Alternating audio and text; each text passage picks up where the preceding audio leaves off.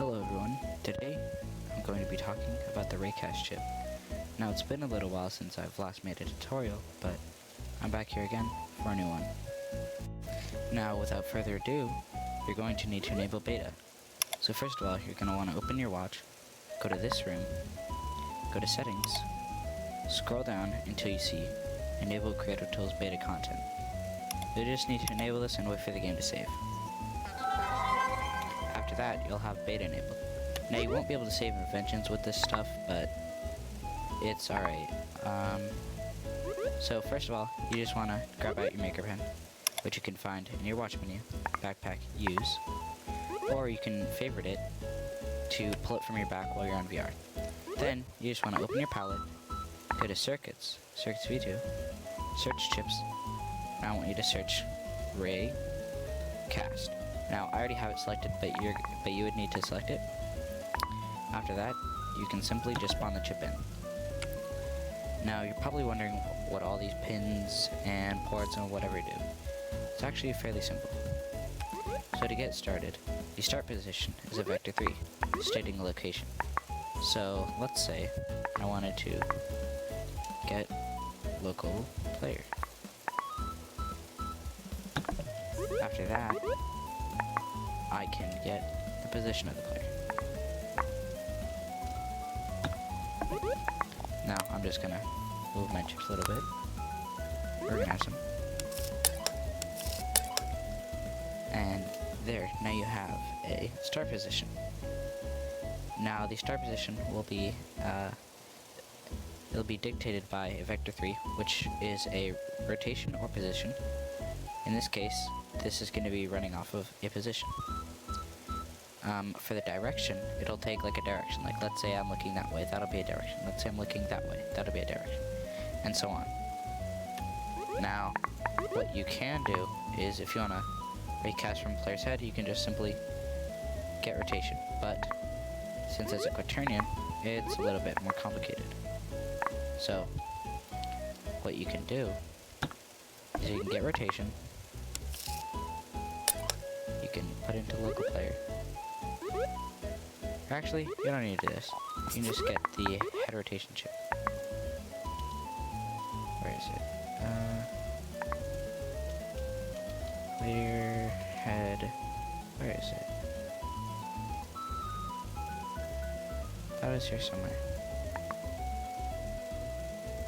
Huh.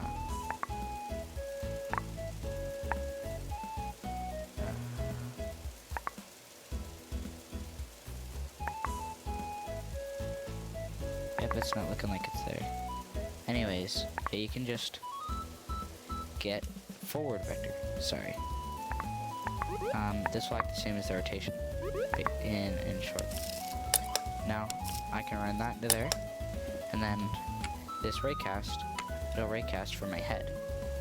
But the issue is, it doesn't have a proper max distance. Now, whatever float value, which floats allow you to house numbers with decimal points, this will go by meters. So if you're an American and use feet, it might be a little complicated, but I'd say you probably won't need much more than, say, 20 meters. Now you'll see it'll hit things, and it'll tell me hit positions. So what I can do is I can grab a button, which let me go off a surface, and let's say I want to grab set position, which is also a beta chip. Now after this, you can just put the target position, and then I can go hit position. And then you'll see, I hit this button, I'll teleport to where the button is, due to, the button being there. But let's say I wanted a delay. Now I'm just really fast gonna scoot this to the side, and I can put the delay here. After delay, this can activate, let's say 2 seconds. You'll see if I point that way, I'll teleport onto where my camera was facing, due to where the raycast hit. Now you will teleport a little bit higher, since it'll teleport your head position there, or I don't. Player position is a bit weird sometimes, but this is kind of like what the hit position is. The distance will tell you about how far away from the player, or wherever you raycasted from, that is getting hit. Now, distance is pretty helpful. It's basically the CV2 rangefinder. If you remember that. It's actually very similar to the rangefinder in many aspects.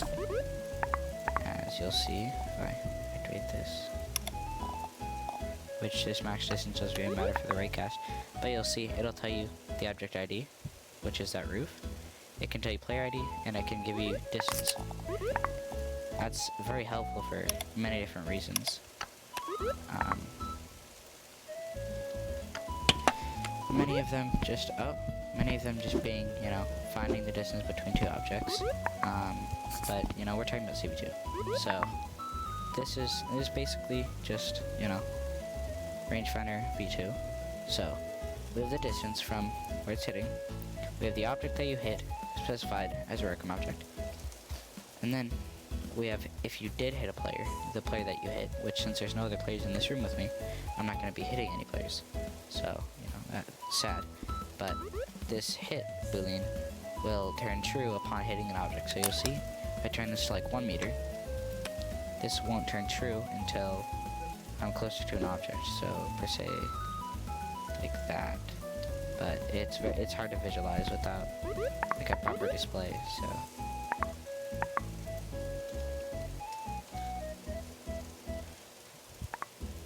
I can do this, where I show a local subtitle. I can go hit. I can grab an if.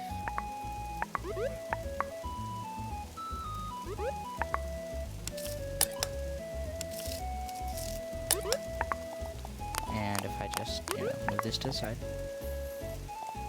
and then per se grab and one of the event-based chips, and I just do an update 30 Hz. Not sure how heat intensive this is, but you'll see it hit my maker pen, so it activated the hit. Now I'm just gonna make this 0.001, so that if it hits something, it'll actively display. Oh, well that's flickering. Let me just set to 0.1. Not C.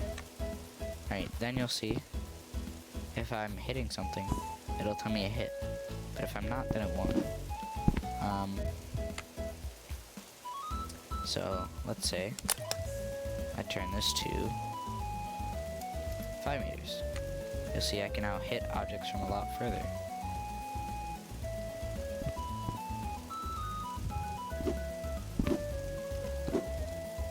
Now this hit can be used for multiple reasons. Like you can find surface normal of objects if you use some object reference, or you just use other means. But I know object reference with like trigger vines and such is a pretty good idea. At least I've heard. But yeah, that's the basics of raycasting. It's nothing. Oh, you can see I can hit my hand here. It's nothing insane in the CV2 world, but with the trigger gizmo coming out possibly this month, it's pretty great. So, I really hope you enjoyed this. I'll see you all later. As always, have a great day.